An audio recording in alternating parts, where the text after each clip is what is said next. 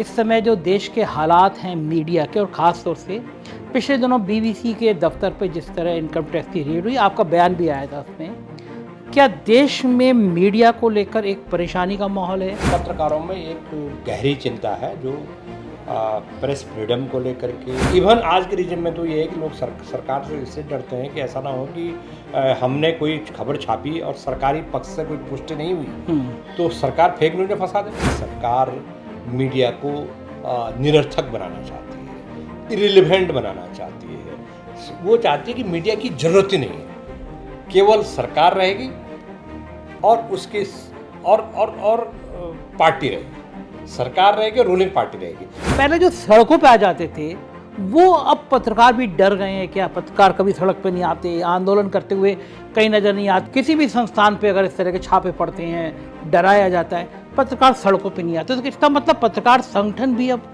कमजोर हो गए। जो पत्रकार है वो एक ठेका प्रथा में ठेके में आ गया, एंड ठेके में प्रथा ठेके में आने के बाद वो जो है अपनी याचक की मुद्रा में उस मालिक के आगे या उस कंपनी के आगे या उस अखबार संपादक के आगे खड़ा हो गया। तो ये चीज अब खास तौर से इलेक्ट्रॉनिक मीडिया पे दिन भर जिस तरह हिंदू मुसलमान के बीच में तनाव दिखाया जाता है, माहौल बनाया जाता है, थंबनेल बनाए जाते हैं, मीडिया यहाँ तक समाज में आग लगाने के स्टेज तक क्यों पहुँच गई? मीडिया का मतलब है कि मीडिया को अपनी सांस से खुद लेने दो। देखिए, अगर मीडिया निष्पक्ष होगा, मीडिया स्वतंत्र होगा तो ये डेमोक्रेसी को मजबूत बनाएगा। लेकिन यहाँ क्या है, आपको जैसे वो गाना है कि जो तुमको हो पसंद वही बात करेंगे, तो जो तुमको हो पसंद वही बात करेंगे। मैं ये मानता हूँ कि पत्रकारों की एक बिरादरी, एक छोटा सा तबका या बड़ा सा तबका, वो सत्ता की चापलूसी में जुट गया। अच्छा, इसका इलाज क्या है? सरकार तो करेगी मकान जी, इसका इलाज क्या है? कैसे, कब खत्म होगा ये? देखिए, इलाज तो समाज तैयार करेगा ना। आपके इन तेवरों से सरकार बड़ी परेशानी में रहती है,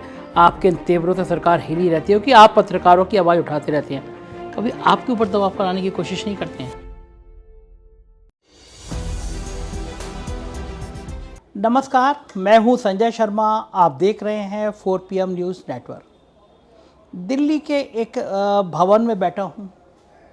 जो ये बिल्डिंग है, इसका उद्घाटन 1958 में किया था। ये भवन 1958 में शुरू हुआ था। ये भवन पत्रकारों की आत्मा है, देश के पत्रकारों की आत्मा है। इसको कहते हैं प्रेस क्लब ऑफ इंडिया। दुनिया भर के पत्रकार जब हिंदुस्तान में आते हैं, उन्हें गुफ्तगू करनी होती है, उन्हें जानकारी करनी होती है, उन्हें अपने सेमिनार करने होते हैं, तो वो इसी प्रेस क्लब में आते हैं।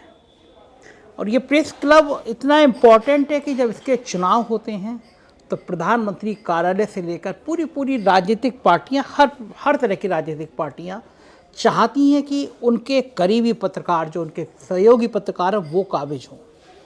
तो ये प्रेस क्लब ऑफ इंडिया का ये जो इस बार पिछले कुछ समय पहले चुनाव हुआ था, वो पूरे भारत में चर्चा का विषय बन गया था, क्योंकि ये मैंने जैसे कहा कि ये दुनिया का सबसे बड़ा प्रेस क्लब है। तो आज मेरा सौभाग्य है कि इस प्रेस क्लब से 2 टर्म लगातार जो अध्यक्ष हैं, और छोटे मोटे अध्यक्ष नहीं, जो पत्रकारों के देश में कहीं कोई समस्या होती है, पत्रकारों पे कहीं अत्याचार होता है, कहीं उनकी अभिव्यक्ति की आज़ादी को खतरा होता है, तो कम से कम हम सब का सौभाग्य है कि इस समय प्रेस क्लब ऑफ इंडिया का वो अध्यक्ष है तो सीना तान के पत्रकारों के साथ खड़ा होता है। तो मैंने सोचा, दिल्ली आया था, चलो आज उनसे गुफ्तगू करते हैं। हम लोगों के गार्जियन हैं, बड़े भाई जैसे हैं, बहुत अच्छे पत्रकार उमाकांत लखेड़ा जी। जी, बहुत धन्यवाद आपका। सबसे पहले 4 PM की जो आपकी लंबी चौड़ी जो आपकी बिरादरी है और जो आपके दर्शक हैं, श्रोता हैं, उन सबको शुभकामनाएं। हम बड़े ऐतिहासिक उस फोटो को देख के बड़ा अच्छा लग रहा है कि गोविंद बल्लभ पंत जी ने इसका उद्घाटन किया था 1958। जी। लखेड़ा जी, आप लंबे समय से प्रेस क्लब के अध्यक्ष हैं, हजारों मेंबर हैं यहाँ के। इस समय जो देश के हालात हैं मीडिया के, और ख़ास तौर से पिछले दिनों बीबीसी के दफ्तर पे जिस तरह इनकम टैक्स की रेड हुई, आपका बयान भी आया था उसमें, क्या देश में मीडिया को लेकर एक परेशानी का माहौल है? पत्रकार परेशान हैं, चिंतित हैं? क्या माहौल है देश में? आपकी क्या टिप्पणी है? देखिए, इसके कई तरह का सवाल आपने बड़ा। पत्रकार परेशान है, इसमें परेशान नहीं, ये तो नहीं कह सकता मैं, लेकिन पत्रकारों में एक गहरी चिंता है जो प्रेस फ्रीडम को लेकर के, और जिन्होंने जर्नलिज्म को एक पेशा चुना, हम जैसे लोगों ने और मेरे जैसे हजारों लाखों लोगों ने जर्नलिज्म को एक पेशा चुना और पूरी ज़िंदगी खपा दी उस प्रोफेशन में। और आज हम ऐसा रिज्म का सामना कर रहे हैं जो रिज्म कहता है कि जर्नलिज्म की कोई वैल्यू नहीं है, कोई मतलब नहीं है, एंड प्रेस फ्रीडम क्या होती है। और ये हमला जो है, ये हमला केवल एक तरफा नहीं है, ये हमला चौतरफा है। सबसे बड़ा हमला जो हमें देख रहा हूँ मैं कि आपके जो सोर्सेस है, पत्रकार के जो संपर्क है, उन संपर्क से पत्रकारों को बाहर करना। जैसे पार्लियामेंट ऑफ इंडिया है, मैं 32-33 साल से 34 साल से पार्लियामेंट कवर कर रहा हूँ, लेकिन मैंने ऐसी स्थिति कभी नहीं देखी कि संसद में पत्रकारों की एंट्री या तो बंद हो गई है, और अगर आप कोई रिलैक्सेशन दे रहे हैं, उनको कोई छूट दे रहे हैं, तो कह रहे हैं कि एक सत्र में आप 2 दिन 3 दिन पार्लियामेंट कवर करने आएंगे। तो कोई कथा तो नहीं हो रही है, कोई राम कथा या भगवान की कथा तो नहीं हो रही है कि लोग आएँ और प्रसाद लेकर के चले जाएँ और मोहल्ले में बांटें। जर्नलिज्म जो है एक ऐसी चीज़ है कि जो दिन रात सोए हुए जागते हुए आदमी जर्नलिज्म के बारे में सोच रहा है, स्टोरी के बारे में सोच रहा है, इन्फॉर्मेशन के बारे में सोच रहा है। जो मेरा अनुभव है as a student of journalism, पत्रकारिता के छात्र होने के नाते, उसमें यह है कि आप जब कोई भी खबर लिखते हैं तो उस खबर के जितने आयाम होते हैं उन पक्षों को आप उसमें शामिल करते हैं, तब एक खबर का एक शरीर बनता है, एक बॉडी बनती है, और उसके बाद एक कंक्लूजन बनता है। अगर आप एक तरफा खबर लिखेंगे, पुष्टि नहीं होगी खबर की, तो आप पर डिफेमेशन हो जाता है। ठीक बात है, बिल्कुल ठीक बात है। खासतौर पर ऐसी खबरें जो किसी की मानहानि से जुड़ी होती है। इवन आज के रिजिम में तो ये है कि लोग सरकार से इससे डरते हैं कि ऐसा ना हो कि हमने कोई खबर छापी और सरकारी पक्ष से कोई पुष्टि नहीं हुई तो सरकार फेक न्यूज में फंसा दे। हाँ, अब तो ये नया माहौल तो इसके हम 2-3 जो सवाल है आपका, उसको 2-3 चीज़ों में समझने की कोशिश करेंगे कि एक तो पार्लियामेंट में पत्रकारों की प्रवेश पर हमें कह रहे हैं कि कोविड सारी दुनिया से ख़त्म हो गया, देश विदेश कहीं धरती में कोविड नहीं है, कोविड खत्म हो गया। कोविड के नाम पर जो मॉल हैं, रेस्टोरेंट हैं, पिक्चर हॉल हैं, सब खुल गया। अब तो सब खुल गया, डीटीसी के बस, यूपी रोडवेज, सारा। अब तो फ्लैट में भी मास्क लगाने को नहीं कहते, कहीं नहीं कुछ। लेकिन वो जो कोविड प्रोटोकॉल की आड़ में जो लोगों पर प्रतिबंध लगाए थे, तो हमने कोऑपरेट किया। हाँ, लोकसभा सचिवालय को हमने कोऑपरेट किया, राज्यसभा सचिवालय को कोऑपरेट किया, हमारे पत्रकारों ने कोऑपरेट किया कि देखिए ये बहुत अच्छा कदम है कि आपने रिस्ट्रिक्शन लगा दी हैं, ये तो पत्रकारों की जान बचेगी। लेकिन कोविड 19, 20, 21, 22 और 23 में चल रहा है, अभी भी लोगों को ये लग गया है कि पार्लियामेंट जाके क्या करेंगे। अब हालत क्या है, उसका नतीजा क्या है कि 200-250 पत्रकार पार्लियामेंट रेगुलर जाते थे, मैं तो 88 से जा रहा हूँ, तो रेगुलर जाते थे। अब ये हालत हो गई कि वहाँ पत्रकार ही नहीं जा रहे हैं, पत्रकारों ने अपना पास ही रिन्यू नहीं करा रहा क्योंकि एंट्री नहीं मिलेगी। हाँ, पत्रकारों की रुचि खत्म हो गई, रुचि खत्म हो गई, उनका इंटरेस्ट खत्म हो गया। देखिए, पत्रकार अगर किसी विधानसभा में जा रहा है या किसी लोकसभा में जा रहा है, तो वो वहाँ का कर्मचारी नहीं है, वो विधानसभा का। सही बात है, देखेगा, समझेगा, सोचेगा, लिखेगा, बात करेगा। वो गेस्ट है, बिल्कुल ठीक बात। वो आप जो है उसको इज्जत दो, बख्शोगे, वो कम्युनिकेशन करता है। आप जो पार्लियामेंट में सूचनाओं का या विधानसभाओं में जो सूचनाओं का जो हब है, जनता की तकदीर का फैसला हो रहा है, एजुकेशन पॉलिसी तय हो रही है, लॉ एंड ऑर्डर डिस्कस हो रहा है, लोगों के रहन सहन जीवन पद्धतियाँ तय हो रही हैं, महंगाई पर चर्चा हो रही है, तमाम तरह के जो सवाल हैं जिससे आम आज का जो आदमी है वो फेस कर रहा है, जो पब्लिक सामना कर रही है, उन सवालों पर ये और जो कोई कानून बनते हैं तो कानून पर भी डिस्कशन होता है, कानून में अमेंडमेंट होता है, संशोधन होता है, और नया कानून जो वक्त की ज़रूरतों के हिसाब से वो कानून आता है। अब जो है उन जगहों पर पत्रकार नहीं जाएंगे तो कौन जाएगा? सही बात है। तो आपने क्या किया कि जो पार्लियामेंट जो है, जो बिल्डिंग है, वो ईंट बजरी की बिल्डिंग नहीं है, वो डेमोक्रेसी का टेम्पल है। वहाँ पार्लियामेंटेरियंस मतलब सांसद सदस्य, गवर्नमेंट जो सरकार है, गवर्नमेंट ऑफ द डे जिसको देश की जनता ने चुना है, संसद सदस्य, सरकार, एंड जो नौकरशाह हैं जो अकाउंटेबल हैं, हाँ, कागज पत्तर, क्वेश्चन, सवाल जवाब ये करना, एंड मीडिया, ये दोनों का, इन चारों चीज़ों का संगम है वो। एंड वो जो इन चारों चीज़ों में से किसी भी चीज़ को अलहदा कर दोगे, अलग कर दोगे, विरुद्ध कर दोगे, तो वो जो purpose, very purpose of parliament is that is defeated. ठीक बात है। वो अच्छा, क्यों किया गया उमाकांत जी, क्या सोच क्या है इसके पीछे?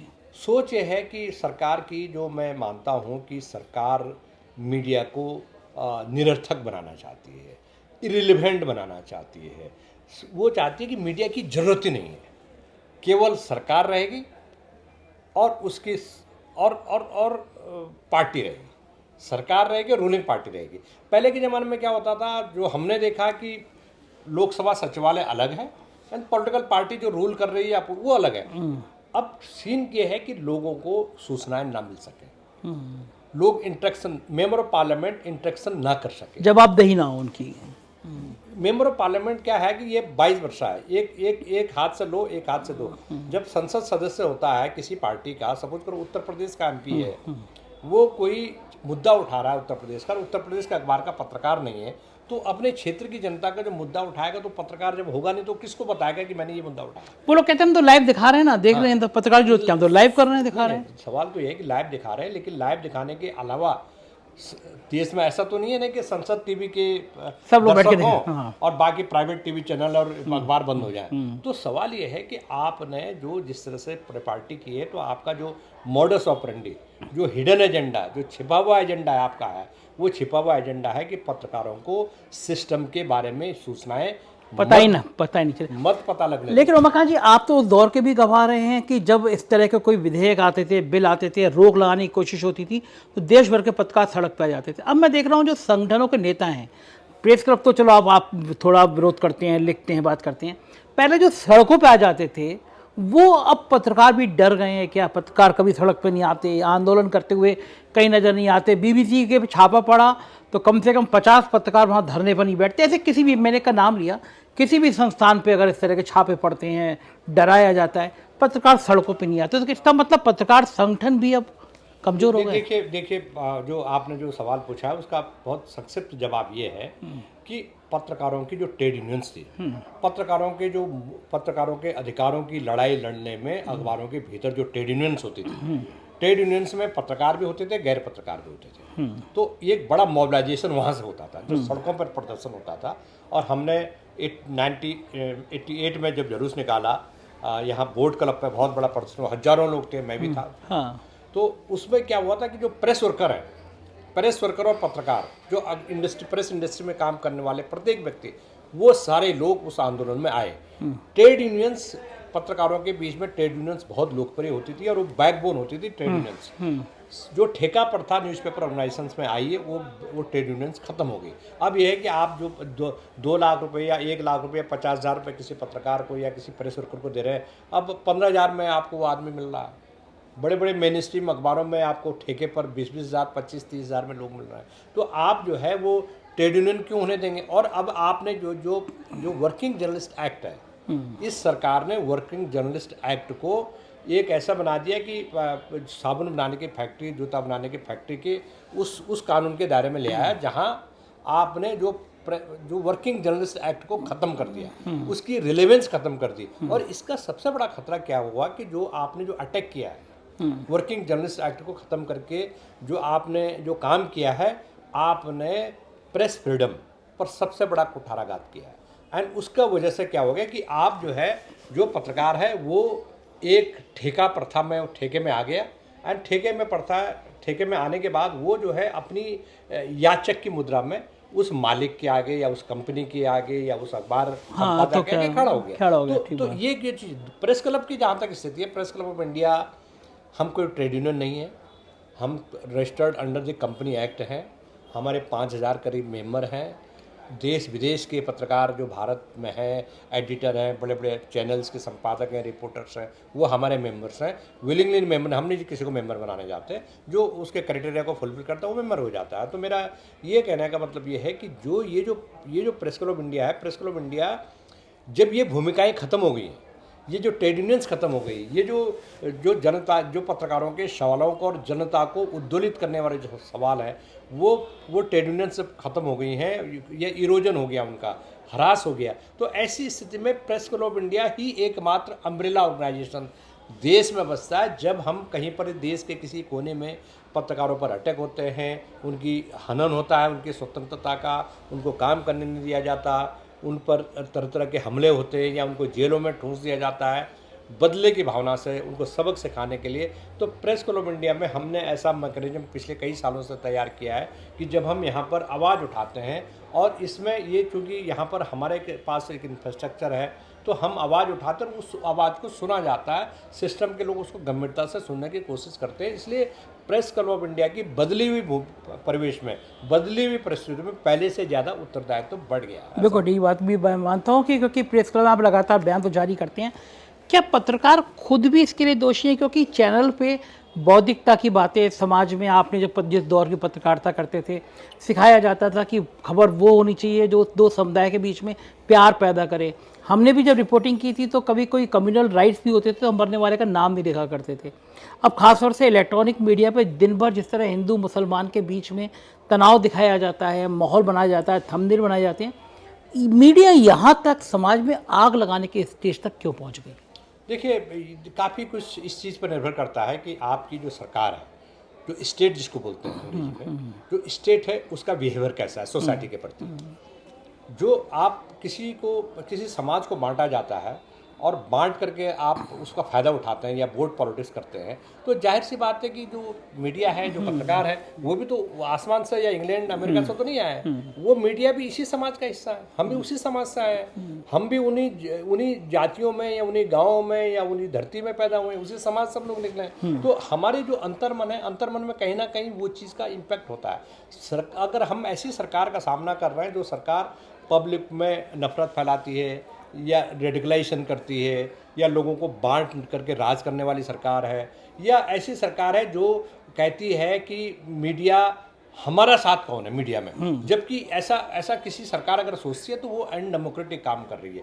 मीडिया का मतलब है कि मीडिया को अपनी सांस से खुद लेने दो, क्योंकि मीडिया देखिए अगर मीडिया निष्पक्ष होगा, मीडिया स्वतंत्र होगा तो ये डेमोक्रेसी को मजबूत बनाएगा। सरकार को भी खबरें पता लगेंगी कि किसी सरकार के किसी महकमे में घपला है, भ्रष्टाचार है, तो सरकार को उचित निर्णय लेने में, करेक्टिव मेजर लगाने में मदद मिलेगी। लेकिन यहाँ क्या है, आपको जैसे वो गाना है कि जो तुमको हो पसंद वही बात करेंगे, तो जो तुमको हो पसंद वही बात करेंगे। सरकार ने सोच लिया है कि तुमको जो हमको पसंद है, तो इसीलिए जो रेडिकलाइजेशन हुआ है मीडिया में बड़ा अनफॉर्चुनेट है। मैं ये मानता हूँ कि पत्रकारों की एक बिरादरी, एक छोटा सा तबका या बड़ा सा तबका, वो सत्ता की चापलूसी में जुट गया है। और सत्ता की चापलूसी में जुटने का जो सबसे बड़ा दुष्परिणाम ये हुआ है कि जो लोग सच्ची पत्रकारिता करना चाहते हैं, जो लोग इसको पब्लिक लाइफ मानते हैं, जो लोग ये कहते हैं कि लोग हमको वाच कर रहे हैं, लोग कह रहे हैं कि जो अगर आपने अपनी फंडामेंटल ड्यूटी एज ए पत्रकार के नाते समाज के प्रति नहीं निभाई तो आप तो सरकारी पत्रकार हो गए ना। तो सरकार की जो मिजाज पुरसी की खबरें करना, सरकार को खुश करने की खबरें करना, वो तो जर्नलिज्म नहीं है ना। वो तो भांडगिरी जिसको देसी भाषा में बोलते हैं, या चापलूसी जिसको, या चमचाबाजी जिसको सिस्टम के, तो वो तो जर्नलिज्म नहीं है। जर्नलिज्म तो वो है कि आप सरकार से सवाल पूछें। अब प्रधानमंत्री जी ने पिछले 8 साल से 9 साल से कोई प्रेस कॉन्फ्रेंस नहीं की। यहाँ 5-6 प्राइम मिनिस्टर हैं जिनका पहला सवाल तो लोग मेरे को ढूंढते थे कि ये सवाल पूछेंगे। तो और जबकि हम सरकार के चमचे नहीं थे, किसी सरकार के चमचे नहीं थे, लेकिन वो कहते थे आप प्रेस कॉन्फ्रेंस के इनिशिएट कीजिए। ठीक बात है। तो मेरा ये कहने का मतलब ये है कि ये सारी चीज़ें बड़ी दुर्भाग्यपूर्ण हुई हैं एंड इससे डेमोक्रेसी कमज़ोर होगी। तो न केवल डेमोक्रेसी कमज़ोर होगी, जर्नलिज्म भी नहीं बचेगा। और मैं तो जगह जगह जाकर लोगों को ये बोल रहा हूँ कि आप इस प्रोफेशन की रक्षा कीजिए। अच्छा, इसका इलाज क्या है? सरकार तो करेगी बकाल जी, इसका इलाज क्या है? कैसे, कब खत्म होगा ये सब चीज़? देखिए इलाज तो समाज तैयार करेगा ना। आज आपका यूट्यूब चैनल है, मैं 12-15 यूट्यूब चैनल को देख रहा हूँ, वो तो समाज के प्रति वो सार्थकता निभा रहे हैं ना। तो उनको पता है कि, और समाज उसको अप्रिशिएट कर रहा है। समाज ने कोई फोन आपको नहीं कर रहा है कि आप जो है संजय जी आप कैसी पत्रकारिता कर रहे हैं, आपको अप्रिशिएट कर रहे हैं लोग। तो अगर आप एक स्वच्छंद पत्रकारिता, आप जो है सत्ता की समालोचना करने वाली पत्रकारिता अगर कर रहे हैं, तो लोग आप समाज के प्रति, समाज के प्रति अपना दायित्व निभा रहे हैं और समाज को अप्रिशिएट कर रहा है। क्योंकि देखिए, आप जो भी चीज़ें, जो भी ऑक्सीजन ले रहे हैं, तो समाज को एम्पावर कर रहे हैं, सूचनाओं से आप एम्पावर कर रहे हैं, उसको अधिकार संपन्न बना रहे हैं सूचनाओं से, और समाज आपको एम्पावर कर रहा है, समाज आपको ताकत दे रहा है। आप सरकारी कर्मचारी नहीं है, मैं सरकारी कर्मचारी नहीं हूँ, लेकिन हमारी शक्ति कौन है? हमारी शक्ति हमारा समाज है। जिस समाज को, जिस दर्शकों को, जिन श्रोताओं को हम रिप्रेजेंट कर रहे हैं, आपका चैनल रिप्रेजेंट कर रहा है, या बाकी जो यूट्यूब चैनल है जो लाखों में उनकी व्यूअरशिप हो गई है, तो वो उनकी ताकत है। तो पुलिस वाला लोगों को पीटता है, तो पुलिस वाला क्यों पीटता है? कि उसको शक्ति मिली हुई है, किसने दी? सरकार ने। जनता ने नहीं दी शक्ति, और हमको जनता ने शक्ति दी कि हम उसको एक्सपोज करें, उसके गलत काम को, पुलिस को, एसडीएम को, डिस्ट्रिक्ट मजिस्ट्रेट को, सेक्रेटरी को, चीफ मिनिस्टर को, प्राइम मिनिस्टर को, मंत्रियों को, हम उनके गलत कामों को की आलोचना करें और उनको बोलें कि ये गलत है। तो यही फर्क है अच्छी पत्रकारिता और बुरी पत्रकारिता में। आखिरी सवाल उमाकांत जी, आपके इन तेवरों से सरकार बड़ी परेशानी में रहती है, आपके इन तेवरों से सरकार हिली रहती है कि आप पत्रकारों की आवाज़ उठाते रहते हैं, कभी आपके ऊपर दबाव कराने की कोशिश नहीं करते हैं? ईमानदारी की बात है कि कोई किसी को ऐसा नहीं होता कि किसी को ये लगे कि मैं गलत चीज़ें उठाता हूँ, क्योंकि मेरी नीयत साफ है, मेरी अंतरात्मा साफ है, मेरी कंसेंसस साफ है। मैं तो सब सिस्टम में लोगों को पता है कि ये गलत नहीं कर सकता, ये गलत नहीं कर रहा है। वो हम लोगों ने अगर कहा भी होगा तो हमने कहा कि हम अपना काम करेंगे, आप अपना काम कीजिए। अगर आप एज पर लॉ की बात करेंगे तो हम भी एज पर लॉ की बात करेंगे। ठीक बात। आप जर्नलिज्म पत्रकारिता के जो मूल सिद्धांत हैं और जर्नलिज्म को कोशिश करेंगे। हमने पूरी दुनिया की जर्नलिज्म का ठेका तो नहीं ले रखा है। हम तो ये कह रहे हैं कि अगर हमारे सामने कुछ हो रहा है, कुछ गलत हो रहा है, जो संविधान के खिलाफ है, जो कानून का उल्लंघन है, जो जर्नलिज्म पर हमला है, तो हम आवाज़ उठाएंगे। और हमने आवाज़ उठाई। हमने अगर पार्लियामेंट में पास पहली बार भारत की संसद के जो नई बिल्डिंग बन रही है, उस बिल्डिंग के दौरान ही हमने अभी पिछले साल जुलूस निकाला। 400 पत्रकारों ने प्रेस क्लब में यहाँ बैठक की और यहाँ से जुलूस निकाला, बाहर यहाँ तक गए, गोल चक्कर तक, आगे हमको जाने नहीं दिया। हमने लोकसभा स्पीकर को ज्ञापन दिया, हमने कहा कि ये आप गलत कर रहे हैं। हमने ऑल पार्टी लीडर्स को ज्ञापन दिया एंड सब ने अप्रिशिएट किया और पार्लियामेंट में उठा मामला। ये बड़ी शर्मनाक स्थिति है, मतलब भारत की जर्नलिज्म, भारत की डेमोक्रेसी के लिए, कि वहाँ के पत्रकार अपने इंट्री पास के लिए, सही बात है, इससे ज़्यादा खराब है, ये बहुत बेगोटी बात है। और मैं तो ये कहूँगा कि इनको जो भी लोग हैं जिन्होंने ये फैसले किए हैं, उनको ईश्वर सद्बुद्धि दे और वो इस पर पुनर्विचार करें। और हम तो जब तक ये इन्होंने प्री कोविड सिचुएशन रिस्टोर नहीं किया पास आवंटन के मामले में, हम अपनी लड़ाई जारी रखेंगे। शुक्रिया उमाकांत जी। जी बहुत धन्यवाद आपका। ये तो उमाकांत लखेड़ा कम से कम अभी भी देश में ऐसे पत्रकार, ऐसे क्लब और ऐसे क्लब के अध्यक्ष बने हैं जो पत्रकारों के मुद्दों के, पत्रकारों के हितों की और पत्रकारों की आवाज़ उठाते रहते हैं। मुझको यकीन है ये इंटरव्यू आपको पसंद आया होगा, अपनी राय से अवगत कराइएगा। शुक्रिया, थैंक यू।